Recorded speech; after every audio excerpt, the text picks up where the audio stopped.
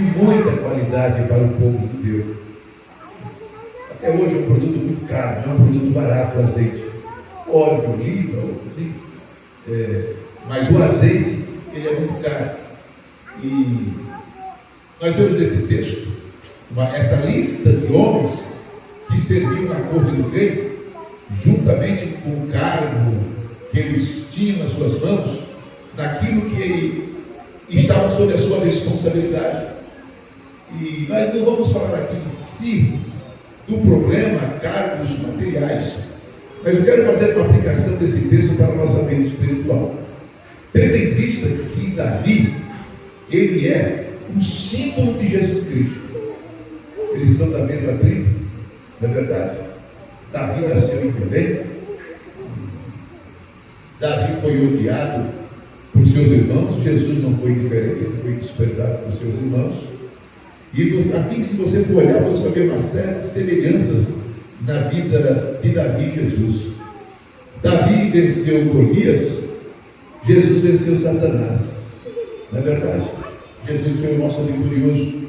Davi foi o rei de Israel, mas Jesus é o rei dos reis e Senhor dos senhores.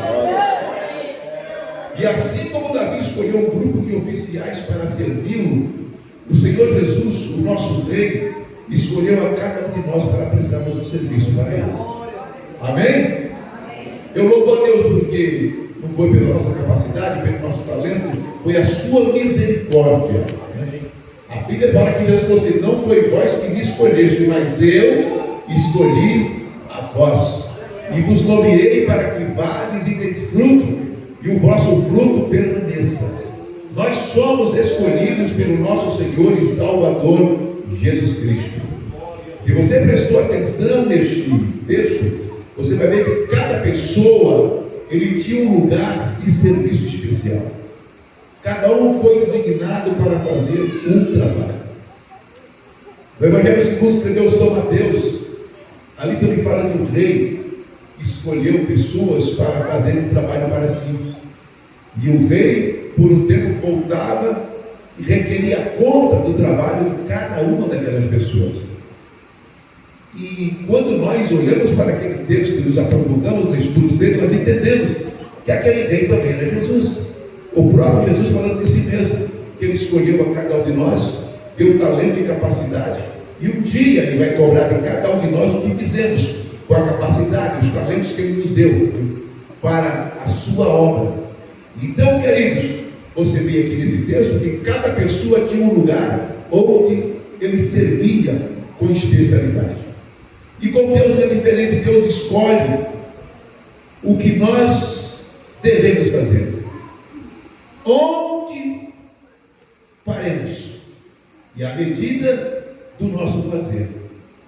Deus escolhe. Nem todos nós temos capacidades iguais, e nem todos nós vamos trabalhar no mesmo lugar.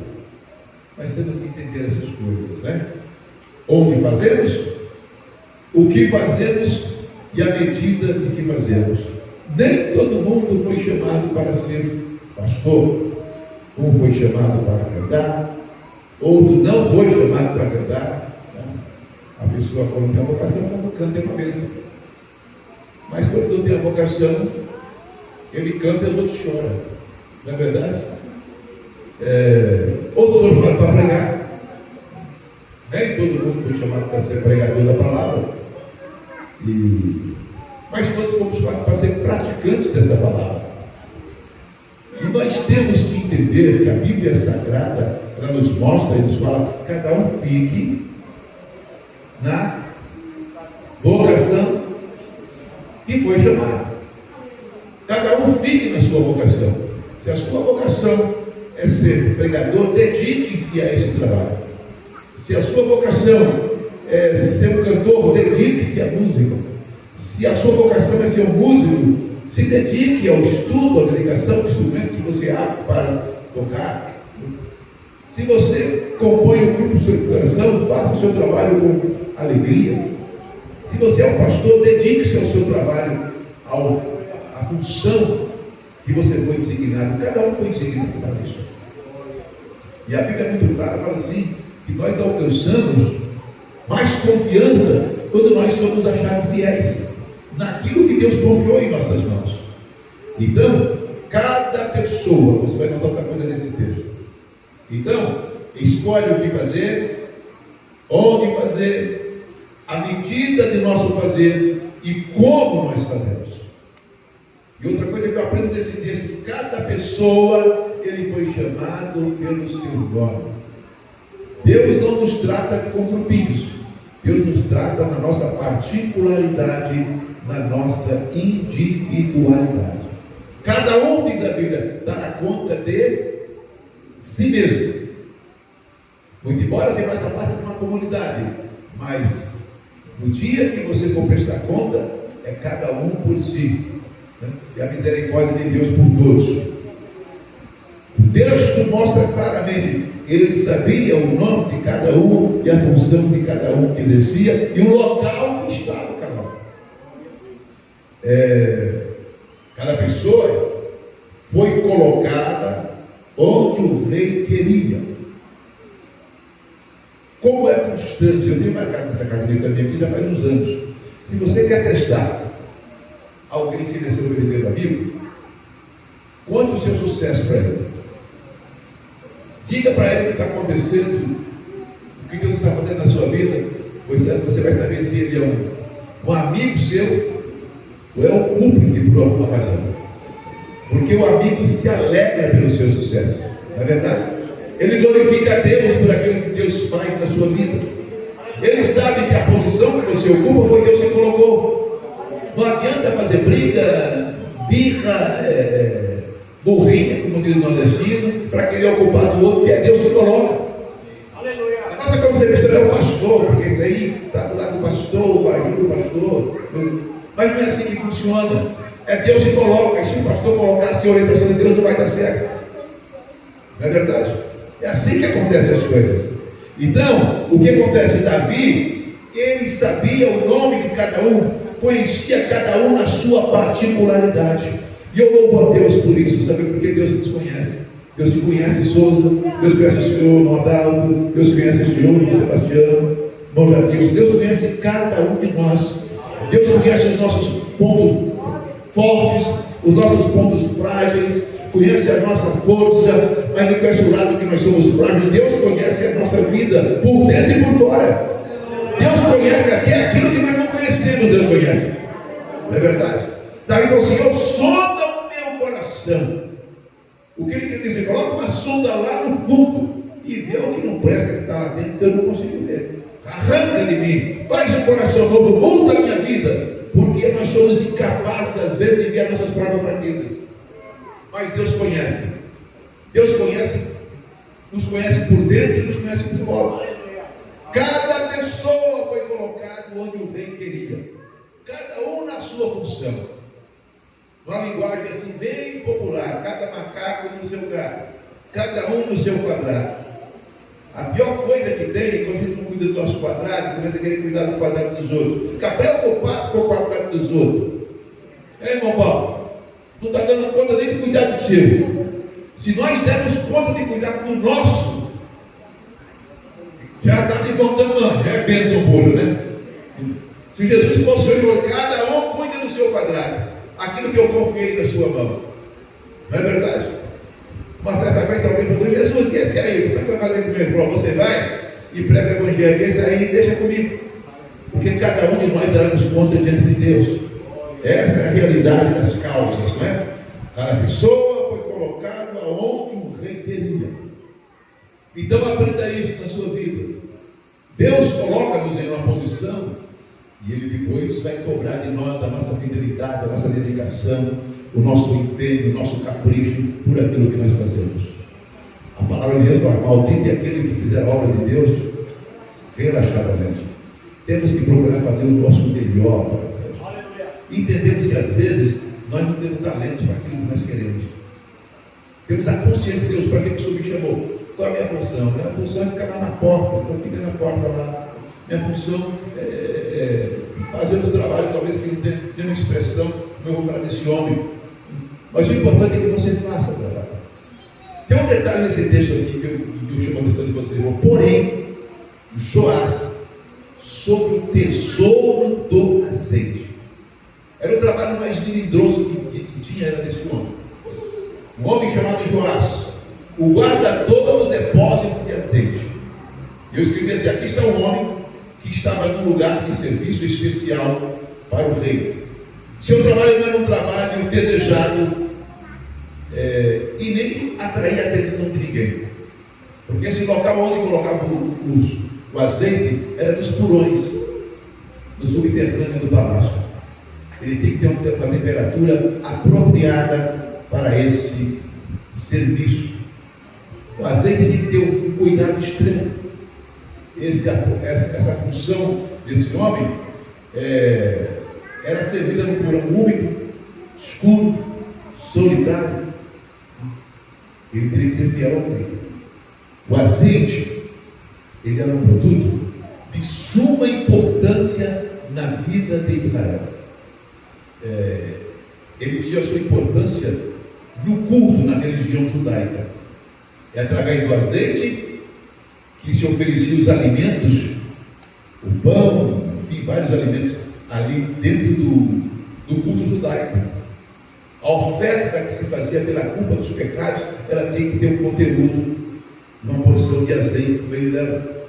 Outra coisa interessante, né? A purificação cerimonial do leproso, uma pessoa que era acometida por lepra e depois alcançasse a cura, ele teria que passar por um processo de um banho ungido com azeite e se apresentar ao sacerdote para ver se ele estava em condição de estar inserido na sociedade. Era a importância do azeite.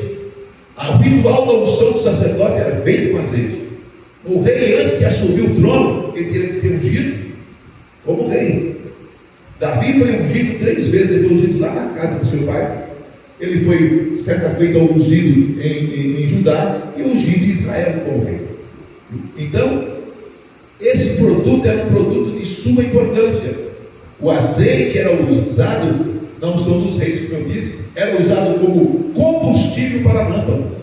Sem azeite não tinha iluminação. As lâmpadas eram mantidas com azeite. E eu estou falando muito de azeite aqui. O que é que o azeite representa na Bíblia? O azeite não, se unge com azeite, mas o azeite é um símbolo. Palavra. O Espírito Santo. O que esse texto da palavra de Deus quer dizer para nós? Que sem o Espírito Santo não tem como funcionar. Olha, o azeite na vida comum das pessoas, ele servia para temperar alimento, ele servia como medicamento, ele era a base dos cosméticos, sabão, sabonete, era tudo feito com azeite. Você vê a importância que esse produto tinha e a responsabilidade que aquele homem tinha de cuidar desse produto. É por isso que o escritor diz assim, que a ele foi conferido o cuidado sobre o tesouro do azeite. Era algo, um produto caro, difícil na época de se conquistar, e estava sob a responsabilidade de Joás. Esse trabalho era um trabalho que a pessoa teria que estar todo dia no mesmo lugar, se ele quisesse manter o azeite em dia. Eu não sei se vocês estão prestando atenção, se vocês fizerem assim uma comparação e usar isso como uma simbologia do Espírito Santo, o que Deus quer dizer para nós? Eu acredito que esse texto tem tudo a ver com as Assembleias de Deus. E um pouco mais de um século, Deus trouxe a nós uma renovação espiritual. Já existimos a Igreja Batista, Presbiteriana, Metodista, Congregacional, Luterana, mas uma igreja que se acreditava no poder do batismo com o Espírito Santo não tinha. Eu tenho a impressão que vocês vão cuidar desse produto. Está indo muito bem, mas está faltando azeite. E eu vou confiar a vocês do século passado, como é que é o século lá? 20. Pessoas do século de igreja do século 20. Eu vou confiar a elas o azeite do Espírito Santo. Foi confiou esse produto. Não é verdade? Foi assim, a renovação do Espírito Santo começou na nossa história. E Deus confiou a nós. O texto é interessante que ele não fala do glamour. As pessoas que trabalhavam lá nos pastos verdejantes era muito bonito. Pessoas que assessoravam Davi diretamente era muito bonito. Mas quem eram as pessoas que haveriam de cuidar que o azeite não se estragasse, não trouxesse problema, não perdesse aquele produto? Teria que ter alguém. Uma pessoa que não estava preocupada com o glamour, que não estava preocupado em estar numa situação de status ao lado do rei, nada disso. A sua função era dia e noite cuidar daquele produto, fazer com que aquele produto mantenha a temperatura certa para não se estragar.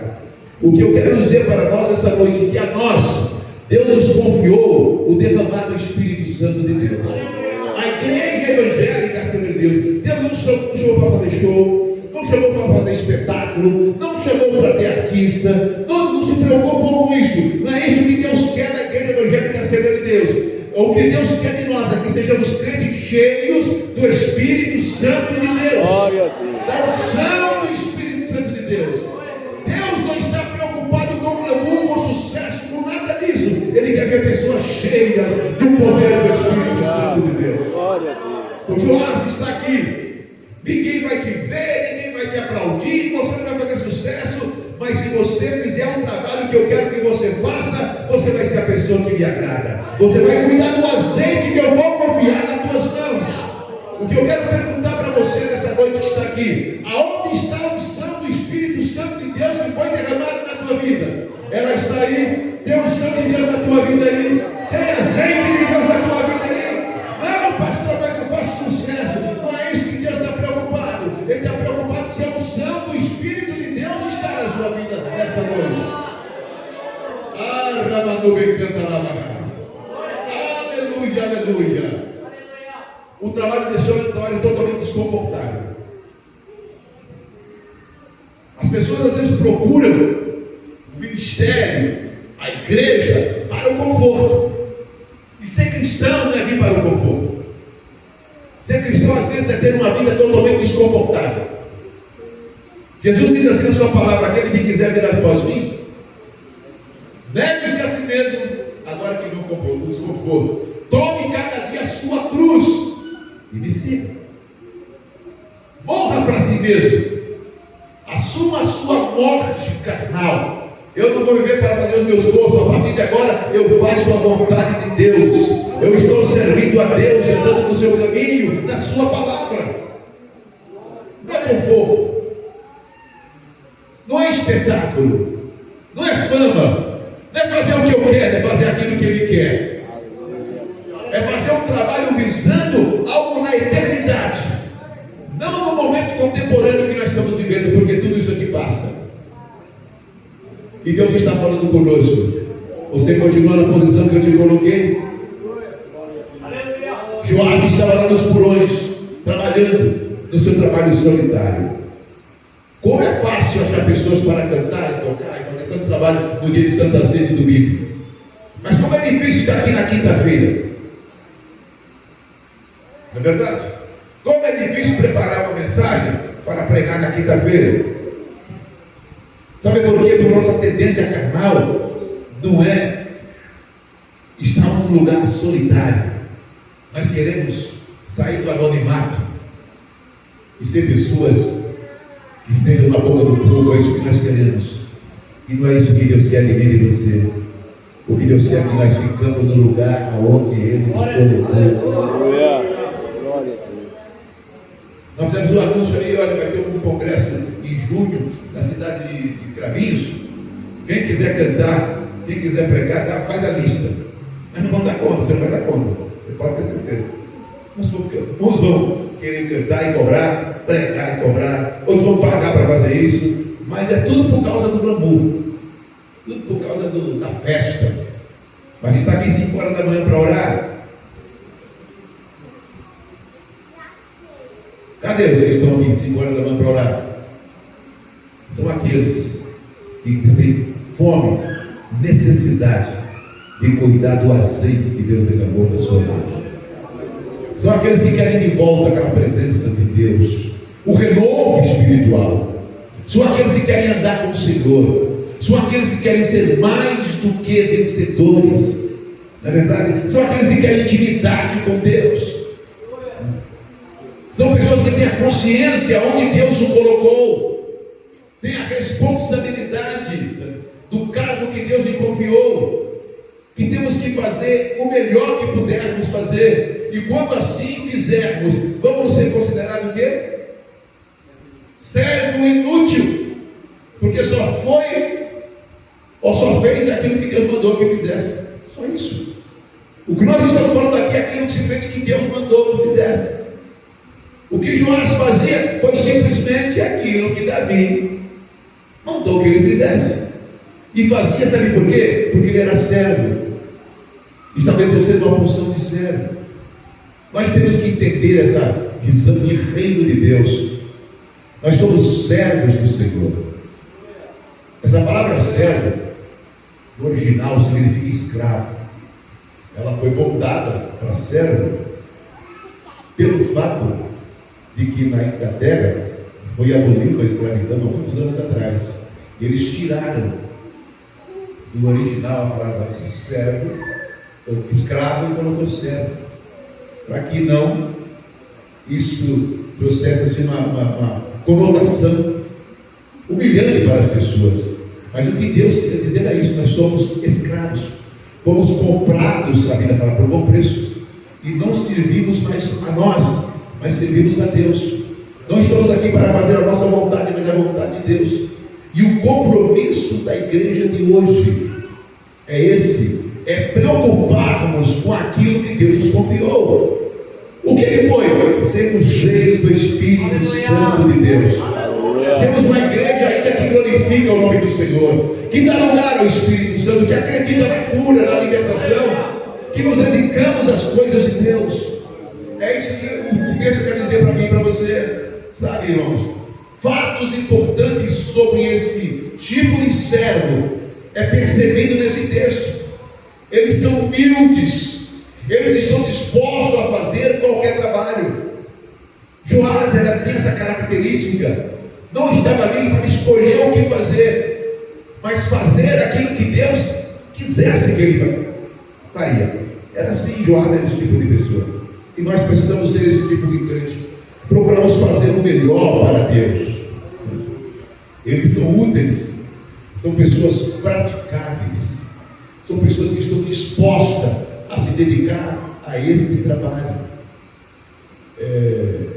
É disso que Deus está procurando. São pessoas que encaram a responsabilidade com esperança, com confiança. Qualquer hora o rei vai chegar. Amém? Eu vou trabalhar, eu vou fazer o trabalho, porque daqui a pouco o rei vai chegar. Ele pode passar por aqui, ele pode chegar aqui, e quer saber como é que está o azeite que eu estou cuidando. O que eu estou falando aqui é de uma experiência que você teve com Deus alguns tempos atrás, ou se não teve, deveria buscar, que se chama batismo com o Espírito Santo.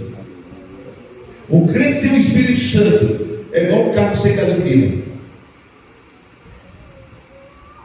O crente sem o Espírito Santo é um crente, ou uma coisa de um viajante que quer fazer uma viagem na moda antiga, a pé, descalço, ele não vai chegar a lugar nenhum.